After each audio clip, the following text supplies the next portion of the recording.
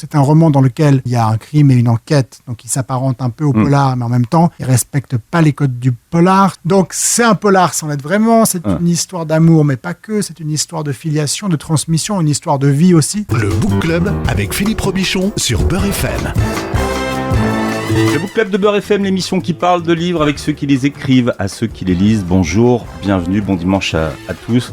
Je dois vous avouer quelque chose, c'est que pendant le confinement, j'avais une obsession, c'était trouver le dernier livre de Joël Dicker dont je pensais qu'il était sorti. Donc je suis allé dans toutes les librairies de mon quartier qui étaient fermées et j'ai fini après 3 semaines par en trouver une où il y avait de la vie dedans et le libraire est sorti et il m'a dit « Qu'est-ce que vous voulez comme livre ?»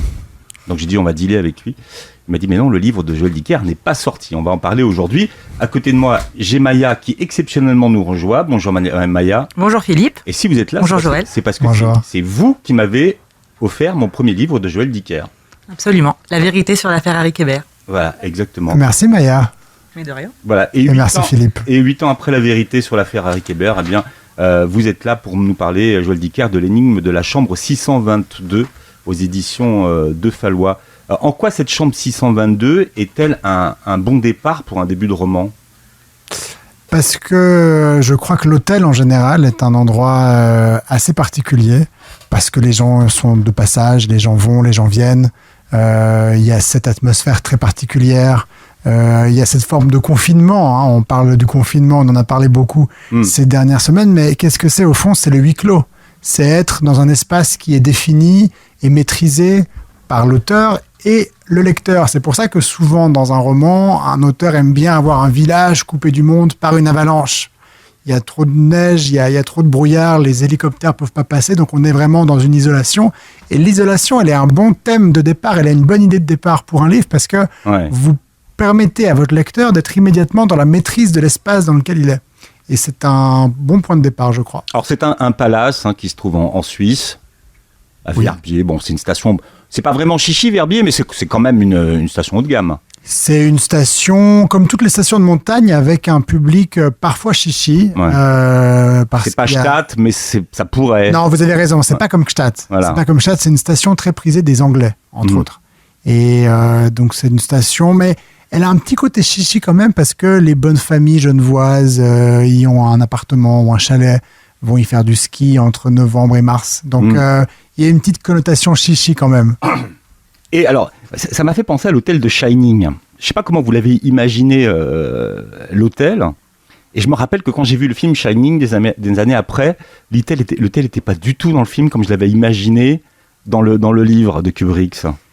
Oui, alors le problème de l'imaginaire, c'est que évidemment, quand on est confronté à l'imaginaire d'un autre, donc quand vous avez lu un livre, que vous avez aimé ce que vous avez lu et que vous avez surtout vécu la résonance de votre imaginaire à vous, puisque vous avez imaginé les personnages et les lieux, et que tout d'un coup, un réalisateur vous impose sa vision, là, de l'hôtel, on est très déçu, parce qu'on imaginait ça tout à fait différemment, donc c'est normal.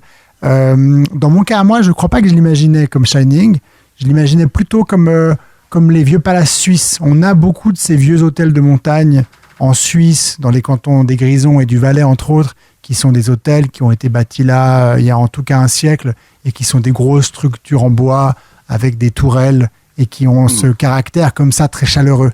Après, est-ce que Shining, on me demandait si Shining avait pu être une inspiration, et je ne sais pas, parce que vous savez, c'est très difficile de dire ce qui est l'inspiration et ce qui n'en est pas.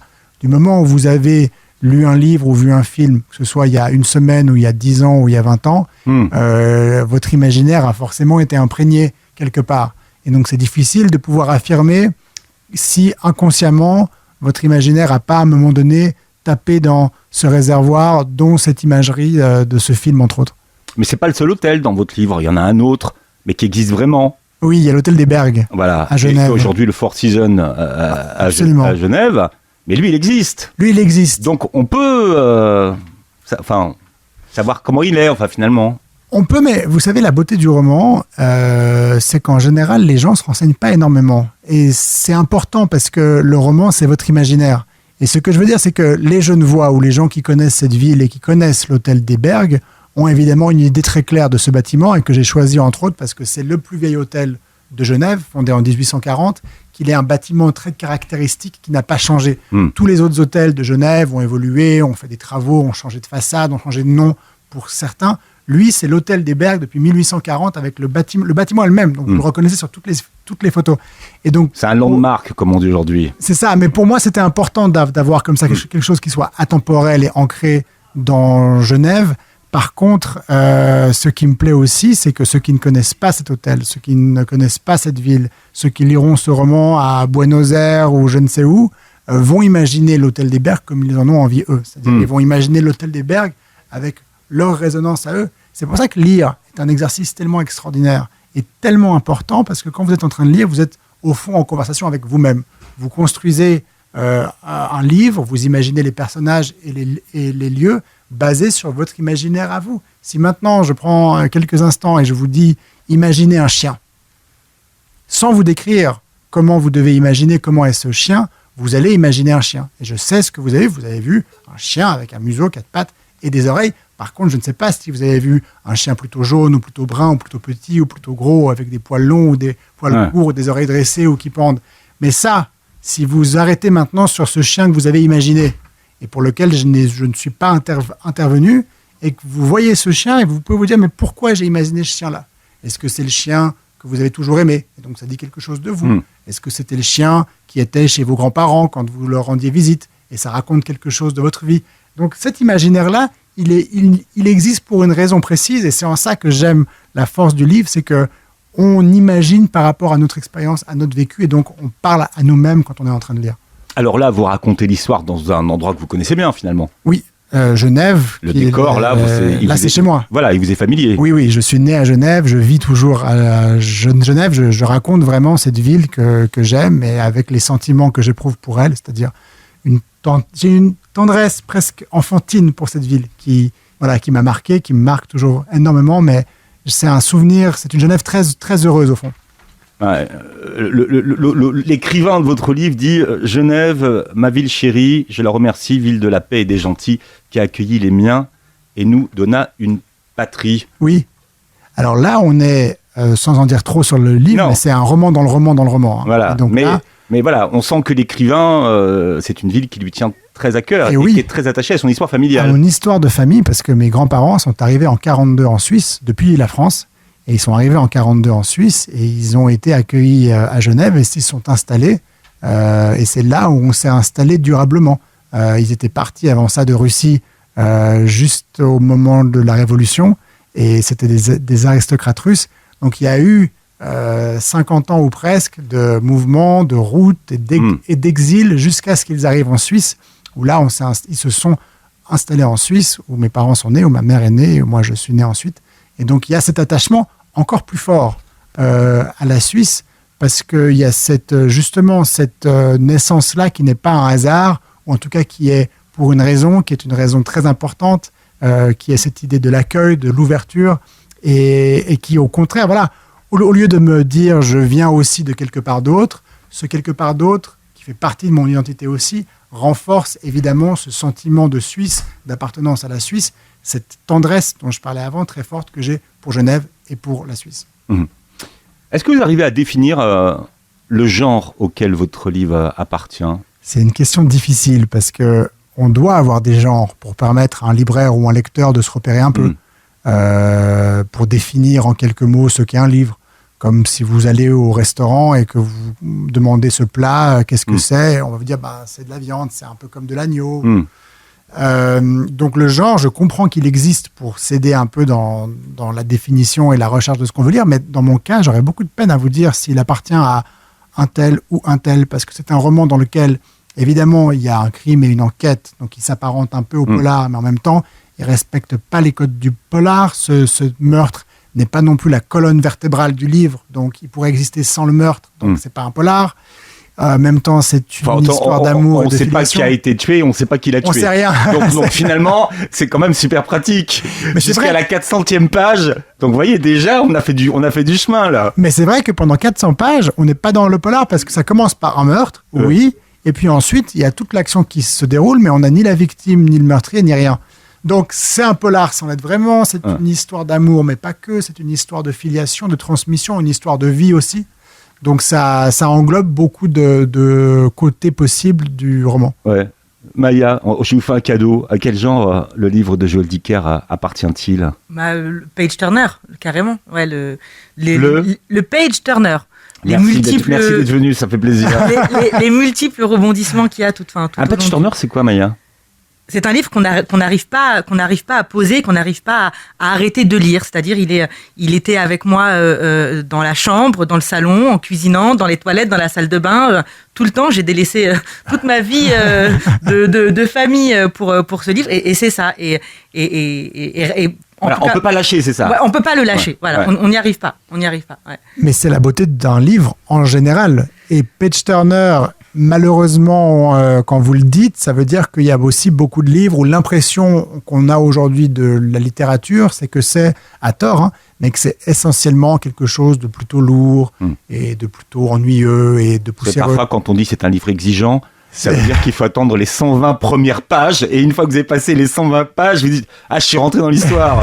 Mais c'est important d'avoir une littérature aussi qui est une littérature du plaisir, une littérature de la rencontre avec soi. C'est très important. Et de lire, c'est un exercice qui ne se pratique pas.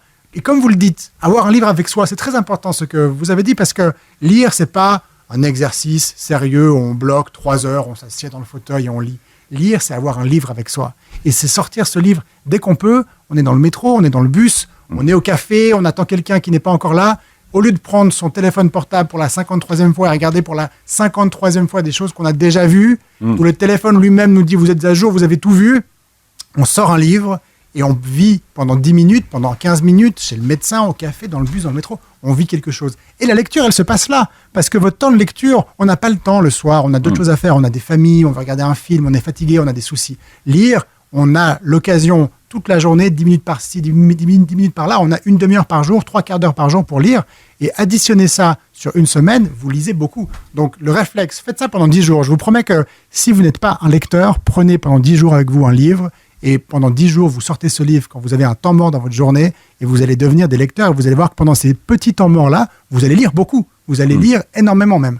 Et moi, je me le crée, le temps mort, en fait. C'est-à-dire que je suis capable de mettre... Enfin, là, c'est ce que j'ai fait pour votre roman. Je mettais mon réveil beaucoup plus tôt pour pouvoir me dégager un temps et être uniquement avec vous et dans ce livre. Ça me fait très plaisir. Et voilà, et ne pas être... Est-ce que c'est le cas de beaucoup de livres ? Non, parce que non, ce qu'il faut aussi dire, c'est ça. En tant que de lecteur compulsif, ce plaisir-là... Ce plaisir-là, je l'ai en vous lisant, en lisant aussi... quelques autres, mais vraiment pas beaucoup. Et vous avez cette faculté et ce truc qui nous fait qu'on n'a pas envie de lâcher. On a envie d'être avec vous tout le temps et ne jamais vous quitter. Et pour tout vous dire, arrivé aux quelques dernières pages du livre, ma fille me demandait « Alors, t'as fini, t'as terminé ?» Et je lui disais « Non, pas encore. » Et en fait, je traînais et je m'apercevais que voilà, je laissais le truc poser un peu comme ça pour garder et lire page par page et pour pas vous quitter, en fait. J'avais envie que ça se termine, j'avais envie de savoir, mais j'avais pas envie de vous quitter. Merci, Ouais. ça me touche beaucoup. D'abord parce que quand vous me dites, et ça arrive qu'on me dise que des gens se lèvent plus tôt pour lire, ça me touche beaucoup parce que moi, c'est comme je travaille sans plan, je me lève le matin très tôt vers 4 heures, parce que pour moi, en me réveillant, je suis crevé évidemment, je suis fatigué, mais je me réveille et je me dis, qu'est-ce qui se passe dans le livre aujourd'hui ? Et cette excitation, pour moi, elle est la garantie du plaisir que j'ai dans l'écriture. C'est ça que vous vous dites. Oui. Quand vous lisez, vous dites qu'est-ce qui se passe dans ce livre Et aujourd'hui ? si je me dis pas ça, Ouais. si je me lève en me disant non, je vais dormir encore 1 heure ou 2, alors c'est qu'il y a quelque chose qui joue pas dans le livre. Donc ça me fait plaisir que vous ayez ce rapport au matin tôt, parce que voilà, ça me parle. Et puis l'autre chose que vous dites qui est très importante, c'est le plaisir que vous avez, mais en fait j'aimerais le rappeler, c'est que le plaisir que vous pouvez avoir à lire, il est parce que vous avez envie de jouer. Et la littérature et la lecture est un exercice passionnant parce qu'en fait, vous, lecteur, vous avez le pouvoir. C'est pas l'auteur, hein, c'est pas que l'auteur qui vous dit ou qui vous mène par le bout du nez et qui est le gestionnaire de l'histoire qui se passe. C'est vous, lecteur, c'est vous qui imaginez, c'est vous qui créez tout ça, c'est vous qui jouez le jeu, qui avez envie d'y croire et qui tournez les pages, qui donnez le rythme, qui décidez si vous allez lire ce livre en 1 semaine, en 1 mois ou en 1 nuit. C'est vous qui imaginez les personnages et même quand l'écrivain vous décrit très précisément pendant 10 pages, s'il le faut, le personnage avec les détails de son corps, de son physique, de ses vêtements, de tout. Si vous, lecteur, vous l'imaginez différemment, c'est vous qui gagnez, donc c'est vous qui avez le pouvoir. Et à quel moment vous courez, donc, si vous levez tôt ? Je cours à un moment donné dans la journée. Ah ouais, si je vous cours, courez pas le matin, vous n'êtes pas... Ça m'arrive, mais ça dépend quand. Parce que c'est une bonne question. C'est une question de timing, c'est très important. Parce que parfois, quand je me lève à 4 heures, je suis vraiment pris par mon livre. Et donc, en général, j'écris un moment, pendant 1 heure ou 2, et vers 6 heures, je cours à ce moment-là. Mais voilà, c'est très technique, hein, pardon. Est-ce que c'est votre miracle morning à vous, c'est-à-dire de vous lever comme ça à 4 heures on va le faire après la pub. C'est le Miracle Morning, un concept. Le Book Club de Beurre FM avec Joël Dicker qui est notre invité aujourd'hui à l'occasion de la sortie de L'énigme de la chambre 622 aux éditions de Fallois. Maya est là pour nous accompagner. Maya, vous avez posé une question à Joël Dicker. Oui, je vous demandais si le fait de vous lever tôt comme ça pour écrire, c'était un peu votre Miracle Morning à vous.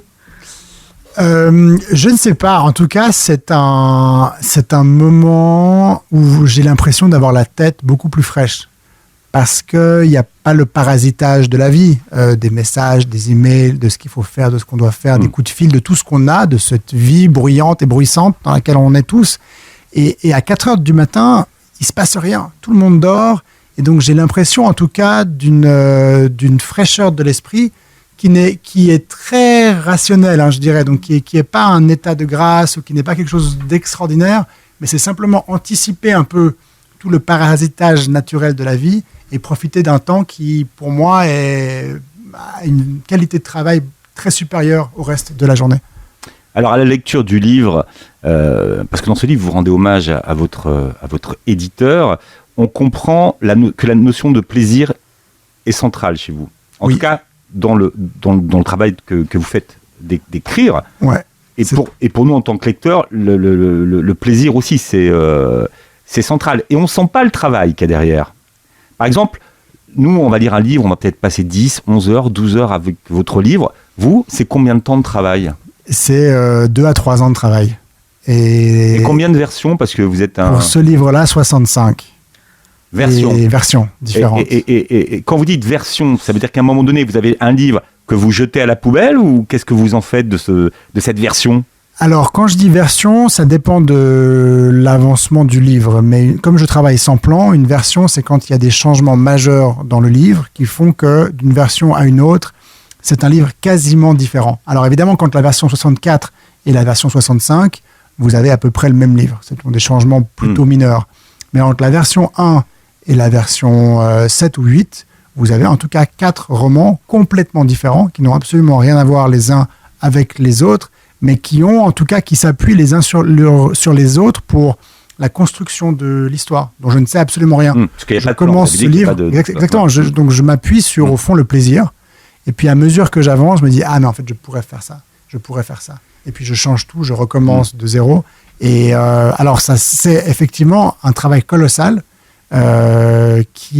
merci d'avoir cette sensation de simplicité dont vous parlez à la lecture. On sent pas le travail. Parce que c'est ça qui me plaît. Et quand on regarde, je fais une analogie avec les sportifs, les grands sportifs, tennisman, joueurs de foot ou de basket, quand ils marquent, quand ils font des actions, ça a l'air d'une simplicité extraordinaire, ça a l'air facile. Et donc voilà, c'est ce que je recherche aussi. C'est juste de l'entraînement, c'est ça ? C'est de l'entraînement, mais aussi c'est du labeur. Je crois que c'est l'entraînement dans le sens, c'est pas seulement la prouesse technique d'arriver à s'entraîner à faire une passe ou un geste, mais c'est aussi à un moment donné arriver à comprendre ce que l'on fait, arriver à simplifier, parce qu'en fait on se rend compte que on pourrait dire énormément, mais qu'on peut le dire de façon plus simple. On pourrait utiliser des mots très compliqués, mais on peut le dire différemment, ou simplement on trouve une approche. Je me compare pas du tout, mais si vous regardez ce que Picasso fait et que vous regardez d'abord l'œuvre cubiste de Picasso, on dira, mais en fait, je pourrais le faire, ou bien, mais qu'est-ce que ça représente, pourquoi ce violon comme ça, pourquoi ce personnage. On ne comprend pas très bien. Et puis, si ensuite vous revenez à tout ce qu'il a fait dans sa jeunesse, à tous ses essais, à tous ses travaux, à tous ses croquis, et que vous vous rendez compte de la perfection de son trait, c'est justement parce qu'il a commencé dans ce labeur passant par la voie royale et habituelle de tous les peintres, pour finalement arriver à dessiner ce qu'il voulait montrer lui, qui n'était pas forcément la réalité de l'image, mais la réalité de l'esprit. Et un roman, je crois, fonctionne un peu de la même façon. En tout cas, mon rapport au lecteur quand j'écris fonctionne de la même façon. Mais les écrivains sont des peintres. Les écrivains sont des peintres. J'ai lu ça quelque part. Vous avez bien lu, Philippe. Mais c'est la base. Et c'est la base. Et c'est la base. C'est la base parce que mais vous moi, transmettez une émotion. Ouais, mais qu'est-ce qu'elles deviennent toutes ces versions-là à un moment donné? Est-ce que vous les archivez ou vous les détruisez pour pas avoir à revenir dessus? Non, je les archive parce que ça m'arrive aussi de passer d'une version à une autre de l'autre sens. C'est-à-dire que je fais un changement majeur en me disant j'ai trouvé, c'était pas ça, c'est ça. Je recommence mon livre, je garde une partie, je jette l'autre, je fais ma nouvelle version, puis je me rends compte qu'en fait c'était mieux avant. Et donc ça m'arrive de revenir en arrière. Mais dans les deux sens, c'est pas désespérant. Au contraire, c'est très rassurant pour moi de me rendre compte quand ça va pas, quand ça marche pas, quand ça me plaît pas. Parce que quand on n'a pas de plan, ça veut dire qu'on sait pas exactement ce qu'on veut. Et quand on sait pas ce qu'on veut, on avance en découvrant ce qu'on veut pas.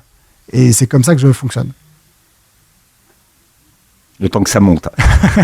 Des grands livres, vous évoquez un grand livre qui s'appelle Autant n'emporte le vent, qui est un grand livre et qui est un grand film. Il y a un autre grand livre qui s'appelle Belle du Seigneur. Oui. Voilà. Belle du Seigneur, c'est un des romans les plus extraordinaires que j'ai lus. Qui se passe à Genève aussi. À la Société des Nations, à la SDN. À la SDN. Qui n'est pas l'ONU, mais c'est l'ancêtre. C'est l'ancêtre, qui raconte une Genève de l'ancien temps et en même temps très actuelle, et qui pour moi a été un roman fondateur dans le plaisir de lecture que j'ai pu avoir à lire ce roman. Et je me souviens que ce roman, dans sa version en poche, fait 1200 pages à peu près. Ouais. Et je me souviens de mon inquiétude à chaque page, parce que je me disais... plus que 1000 pages, plus que 950 pages, mon Dieu, plus que 800 pages. Vous voyez, avant que ça se termine. C'est ça. Et attends, la version originale faisait 600 pages de plus. Hein. C'est vrai, oui. Oui. Parce qu'en fait, ils ont expurgé toute une partie qui a été éditée sur un autre titre. Vous avez raison, c'est Les Valeureux. C'est Les Valeureux. Où il y a tous les passages sarcastiques. Les passages, absolument, avec les oncles. Voilà. Ce que je racontais à Baya, c'est qu'en fait, ce livre-là, l'histoire du livre est presque aussi intéressante que le livre. L'histoire du livre est aussi intéressante parce qu'il l'a écrit, alors je parle de tête là, donc je ne veux pas dire des imbécilités, mais il l'a écrit d'abord pendant la guerre, et donc la guerre a interrompu tout son travail. Ensuite, finalement, il s'y est remis, il a fallu expurger ce livre, vous avez raison, des Valeureux, qui est devenu un livre à part entière parce qu'il y avait toute l'histoire de ses oncles complètement fous et extraordinaires, mais qui rendaient le livre trop avec des noms improbables aussi. Avec des noms complètement improbables, de Saltiel, de Mancheclou, etc. Ouais. Et puis, quand le livre paraît, si je dis pas de bêtises, c'est mai 68. À peu près, ouais. Et donc, il y a tous les événements de mai 68 qui bloquent encore le passage à ce livre qui trouvera son succès ensuite. Bien plus tard, mais sur la durée. Sur la durée. Ouais. Ce qui en fait peut-être encore aujourd'hui un des livres les mieux écrits de langue française. C'est un des livres les plus exceptionnels de la langue française et que je vous recommande absolument. Ouais. J'ai beaucoup pensé en lisant votre livre. Mais il y a une inspiration, évidemment. Cette Genève, ce personnage de Lève, le père de Lève qui s'appelle Sol comme Solal, évidemment, le personnage Solal principal, qui est un type extraordinaire aussi, qui est le sous-secrétaire général de la Société des Nations à Genève, pardon, qui est un personnage aussi improbable dans sa beauté, dans son extravagance, dans ce qu'il est, dans ce qu'il représente. Et puis c'est une histoire d'amour incroyable aussi.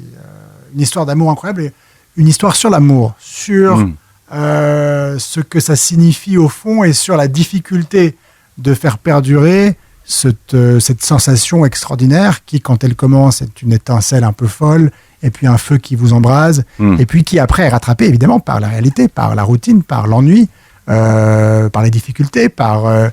la réalité de qui vous êtes, puisque quand on est amoureux et qu'on a un rendez-vous, les premiers, évidemment, on s'habille bien, on fait attention, on essaie de plaire, et puis ensuite, le temps passe, et puis on est beaucoup plus dans notre réalité, de ce qu'on est vraiment. C'est pas grave, mais il faut arriver à se reconstruire quand même dans cette réalité et se faire aimer pour ce qu'on est. Et il le fait bien, justement, Lève dedans. Et Lève, c'est très important pour lui. C'est très important, il le fait plus ou moins bien. Il est un peu, peu manipulateur. Il est un peu manipulateur quand même, il le fait plus ou moins bien. C'est pas toujours spontané. Hein. C'est pas toujours spontané, et puis en fait il a peur. Lève dans le roman, c'est un personnage qui a peur de ce qui va lui arriver, qui a peur d'accepter ses sentiments. C'est un personnage qui, sans en dire trop, au fond refuse d'être avec la femme qu'il aime parce qu'il a peur justement de casser, de nuire à tous ses sentiments, à tout cet amour, et de se dire que d'être ensemble, de passer à l'étape suivante, d'entrer dans l'étape de la routine de notre vie à deux, c'est dangereux pour le lien. Alors oui, c'est dangereux si on perdure dans l'idée qu'il faut que ce lien reste exactement tel qu'il était au jour 1. Du moment où on accepte cette évolution et que ce lien grandit et se renforce, parce que c'est un lien au fond qui est beaucoup plus vrai, qui est beaucoup moins dans l'apparence et dans la superficialité et beaucoup plus dans le réel, c'est un lien qui est tout aussi fort, si ce n'est plus.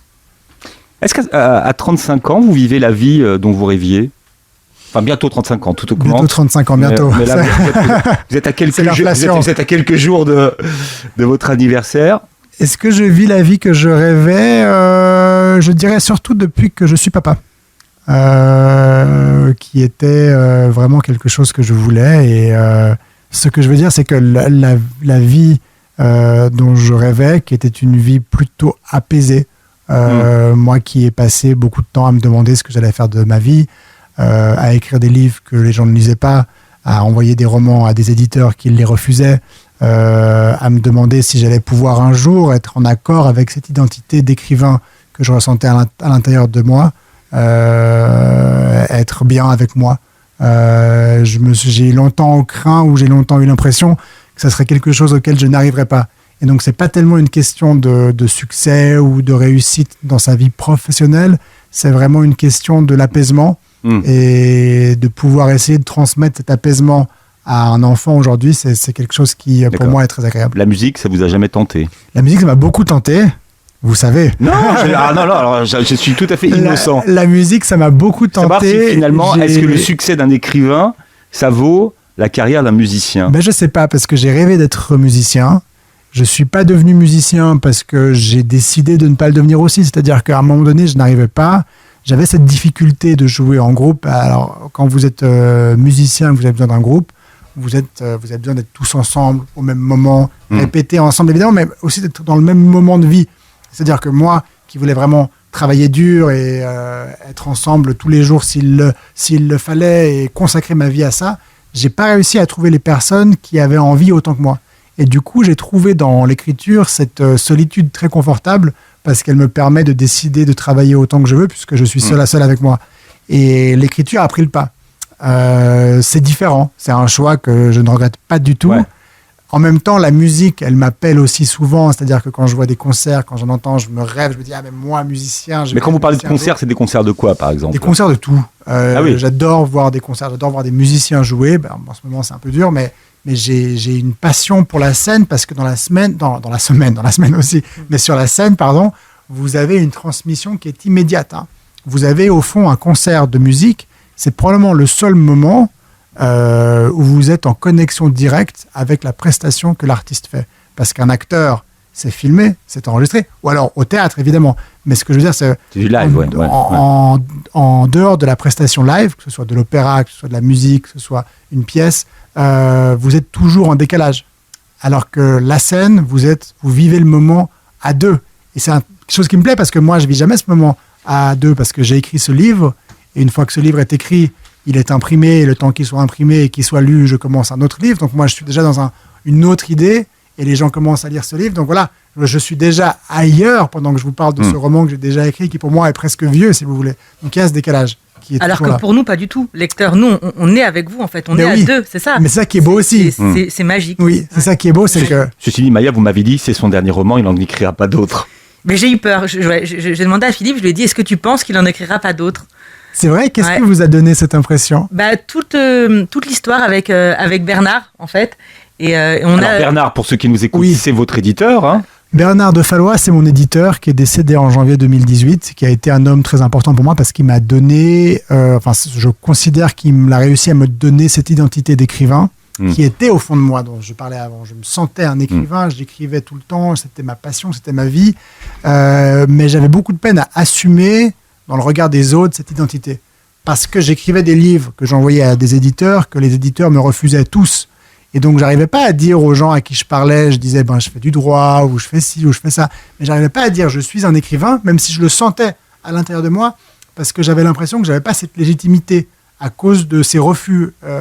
Et du coup, Bernard est le premier, avant le succès, hein, il est le premier à m'avoir fait comprendre dans la façon dont il m'a regardé, dont il m'a parlé de ce que je faisais. Il est le premier à m'avoir permis de laisser sortir cette identité, de l'assumer et de la vivre vraiment. Et il a été ensuite l'artisan du succès de La Vérité sur l'affaire Harry Kéber par sa passion, par cette énergie, parce que c'était un homme qui était un rêveur incroyable.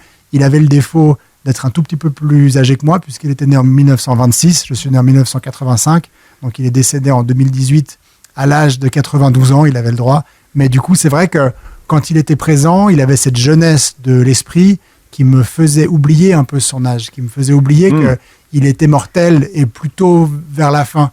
Et du coup, son décès a été un moment très marquant pour moi parce que je me suis dit, mais qu'est-ce que je fais maintenant ?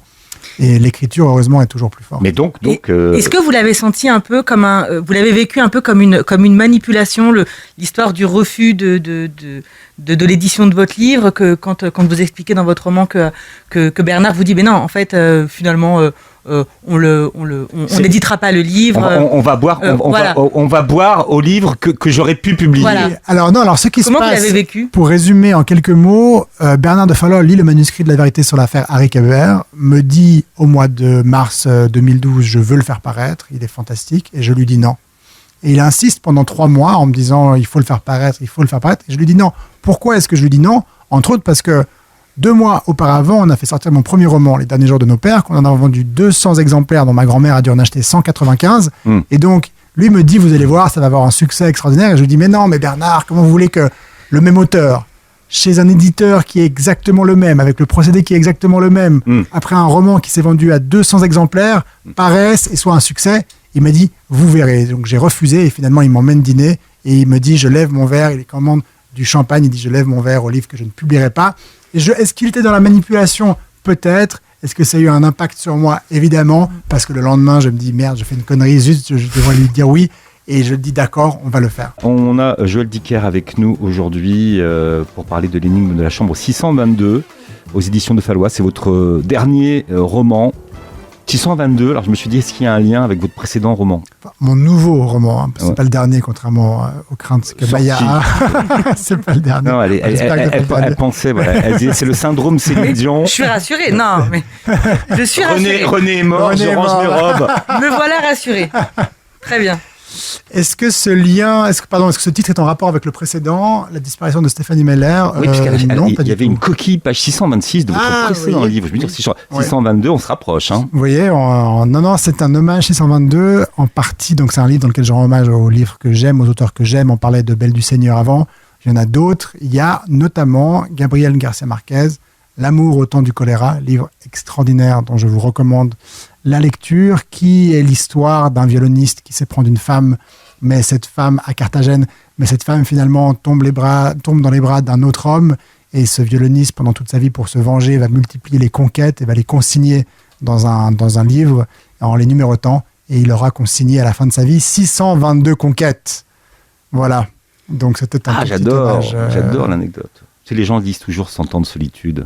Tu sais. 100 ans de solitude, c'est un très beau livre aussi. Voilà, mais L'amour au temps du choléra. Moins connu et plus accessible, je trouve, et plus dans le réel.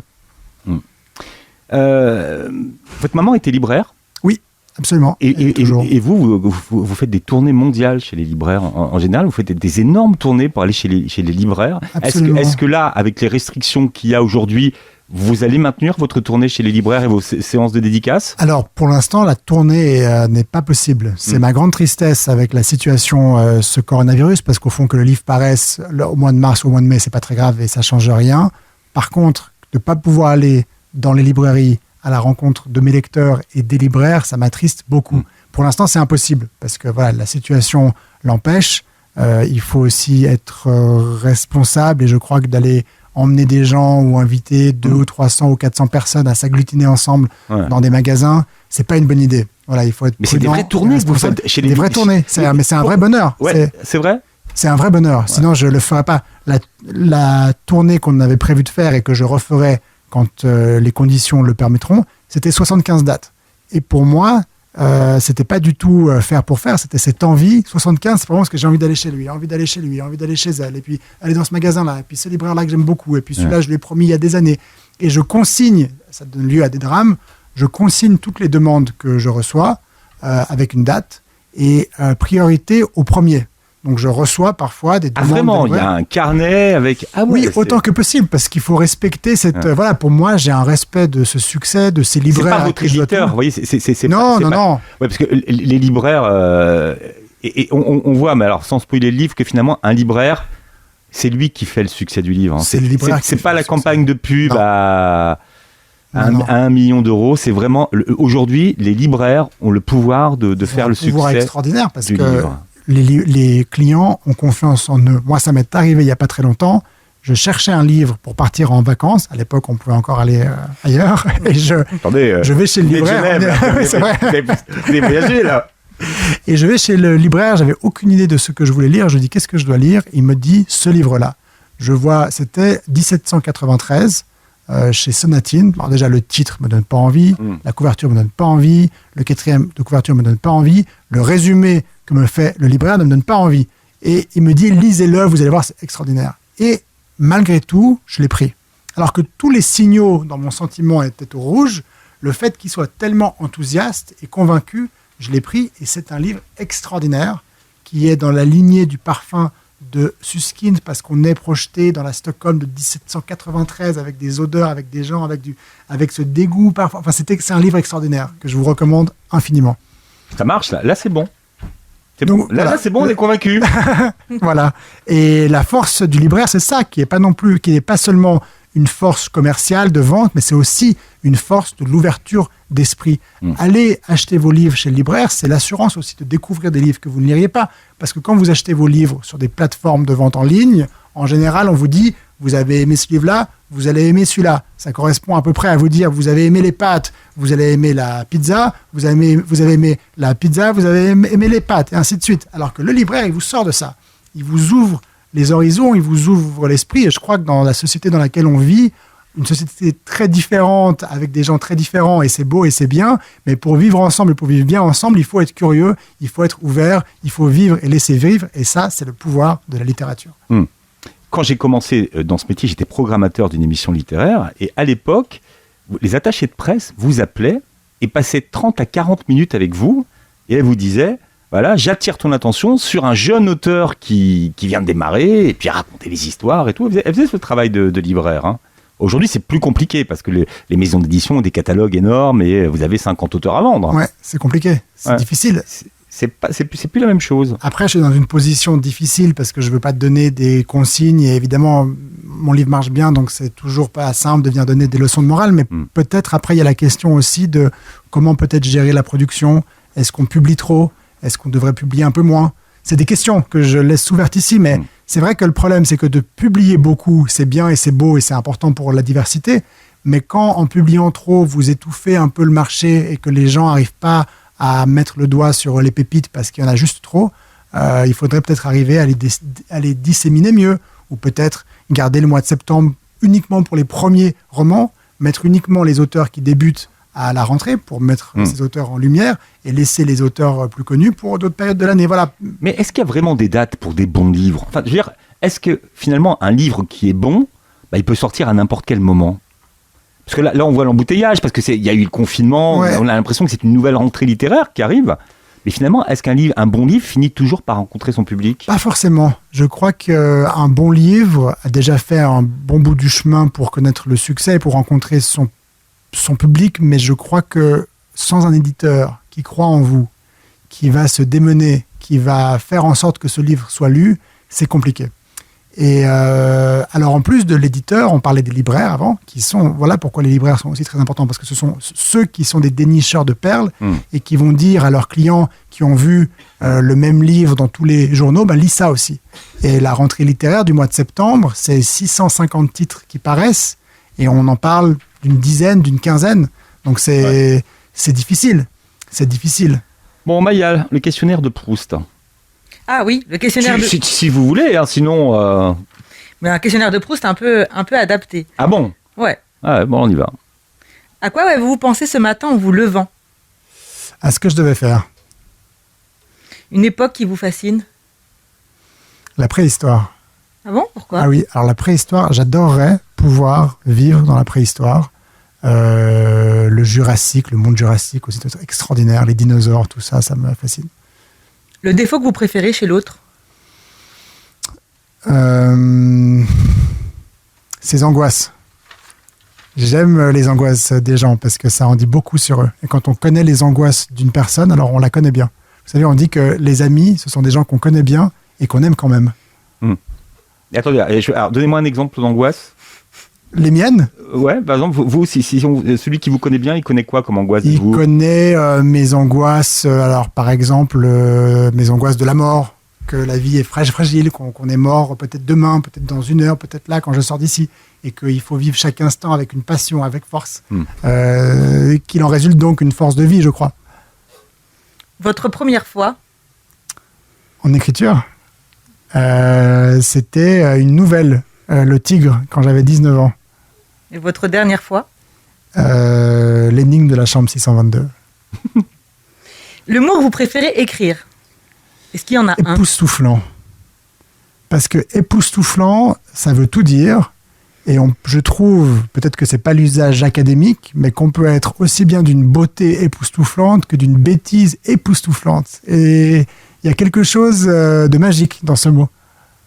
Et votre rêve de bonheur, c'est quoi? L'immortalité. Merci. C'est vrai? L'immortalité? Non, je crois pas. Highlander, il s'emmerde pas à la fin. Ouais, si, il s'emmerde grave. Il y a cette phrase de Woody Allen qui dit l'éternité, c'est long, surtout vers la fin. Non, je crois pas. Vous avez raison. Là, mais en tout cas, ma définition de ce qu'est le bonheur, c'est aimer et être aimé. Et je crois que ça, ce sont les moteurs les plus indispensables et les plus nécessaires au fonctionnement de la vie, au fonctionnement de notre vie. Et c'est un extraordinaire guide dans les décisions et dans les choix qu'on doit faire. Maya, vous vous êtes reconnue dans quel personnage? Dans Scarlett. Ah, c'est vrai? Ah oui. Mais pourquoi? Mais parce que c'est Madame Tout le Monde. Ouais. Ça peut être, voilà, c'est... Je vous reconnais bien un peu fouille-tout quand même. Hein. J'aime bien. Non, vous, la fouineuse.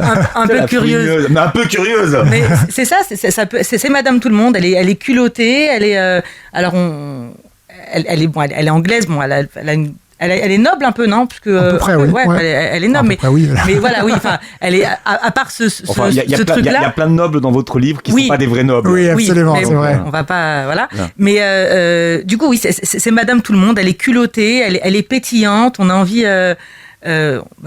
encore une fois, on a envie d'être elle et d'être avec vous et d'être dans ce roman qui était juste.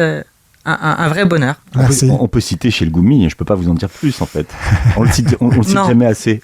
Il y a une légende sur Bernard de Fallois, votre éditeur, c'est qu'il passait un livre à l'épreuve de l'épisode de Colombo. Oui. C'est une vraie légende ou c'est une bêtise? C'est ce qu'il a raconté. Il l'a raconté notamment une fois à la radio, je crois au micro de Philippe Meyer, donc ça existe, ce récit. L'interview existe. Elle existe. Et on la trouve encore aujourd'hui. Donc je sais pas, il l'a peut-être fait. Mais je voulais savoir s'il l'avait fait pour vous et c'était quel épisode? Je crois pas qu'il l'ait fait pour moi. Parce que vous le dites pas, donc je dis tiens. Mais c'est une anecdote très amusante. Il disait que comment savoir si un livre est prenant, pas uniquement si c'est un thriller, mais n'importe quel roman. Il commençait le livre, il lisait les 20, 40 premières pages, il le posait, il regardait un épisode de Colombo, il commençait l'épisode de Colombo, et l'épisode de Colombo commence toujours avec le meurtre, on voit qui commet le meurtre, et puis le commissaire arrive, le lieutenant, pardon, il arrive et on se demande comment est-ce qu'il va faire. Et à ce moment-là, si Bernard était plus attiré par savoir ce qui allait passer dans le livre que de savoir ce qui allait se passer dans le Colombo, il éditait le roman, alors que si l'épisode de Colombo était plus attrayant et le tenait en haleine au détriment du livre, il décidait de ne pas le publier. Donc je crois qu'il l'a fait.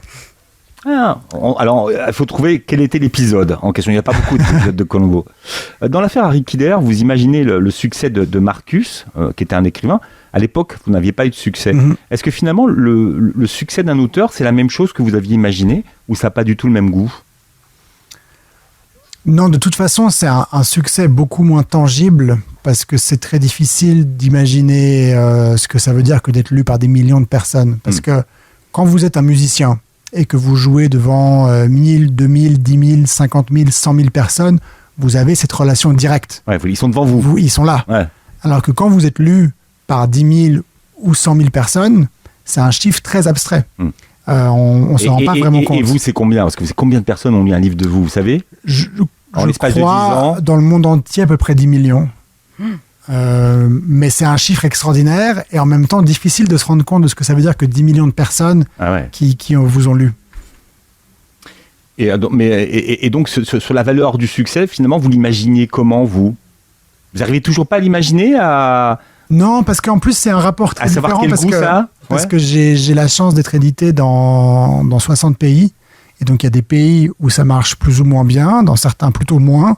Et ça veut dire qu'en fait, vous pouvez être dans un pays où ça marche très bien, avoir un succès extraordinaire, faire la une des journaux, etc. Et à 1 heure de vol de là, personne ne vous connaît. Et vous êtes en train de supplier les journalistes de bien vouloir faire un interview ou un petit encart quelque part dans le journal. Donc, c'est ça qui est plaisant, c'est ce Back to recommencement. reality. Et oui, et c'est bien, je trouve que ça fait du bien.